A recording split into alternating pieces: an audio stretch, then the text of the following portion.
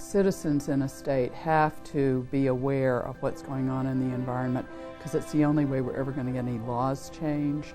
The Chesapeake Bay, that's in big trouble. And we've made a lot of progress, but we've got a long, long way to go, and that needs to be done.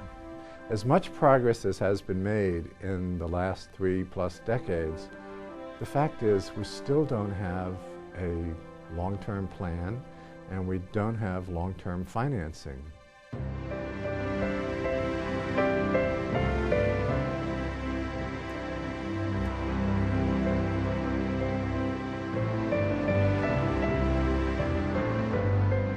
Four centuries ago, to Virginia's native inhabitants and the Jamestown settlers, what we today call the environment was simply clean air, pure water, fertile land, and abundant fish and wildlife. Virginia was a well-stocked supermarket of bounty. Heaven and earth never agreed better to frame a place for man's habitation. A fair bay, fruitful and delightsome land. From the very start, Virginia's rivers beckoned as livelihood, routes north, south, and west, and the front door to farms, towns, and cities where none had existed before. Virginia's rivers also served as dumps for sewage and other waste. For nearly 3.5 centuries, the attitude was, everything will wash away. Everything did not wash away. As late as the early 20th century, a member of the General Assembly said publicly, Virginia's rivers are the God-given sewers of the state. We began to see that something was wrong. We began to take action.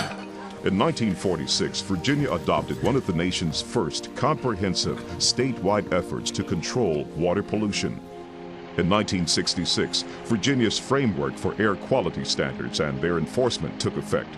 Quiet but significant actions. Pollution was permitted, but with restrictions, and early efforts to monitor what was flowing in streams and dusting the air.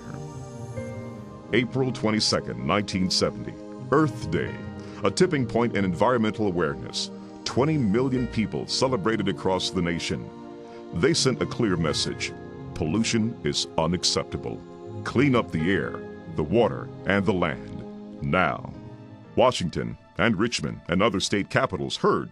So did business and industry, communities, schools, universities. Citizen activism took off like a space shot. Some changes were immediate. Others required more time. The federal government opened the Environmental Protection Agency just 9 months after Earth Day. In Virginia, air quality, water quality, regional sewage treatment plants, solid waste disposal, hazardous and toxic wastes, groundwater management, vehicle emissions, all these and more would become the focus of new programs, higher standards, and stronger regulations. Across the state, there was plenty of field work to do. We actually would go to the riverbank and spend time digging out mercury in our hands and rolling it around in our palms, and the mercury was the size of marbles. These textile plants would literally turn the river whatever color they were dyeing that day. It was the fleecewear capital of the world. So some days the river would be red, and some days the river would be purple, and some days the river would be green. Virginia became one of the first states to include constitutional endorsement of protection for natural resources. Article 11 made it clear that in Virginia, looking out for the environment would be serious business. Virginia is not unique in having a constitutional mandate to protect the environment. It was one of the first, however, to do so. It was adopted by the people overwhelmingly in 1971.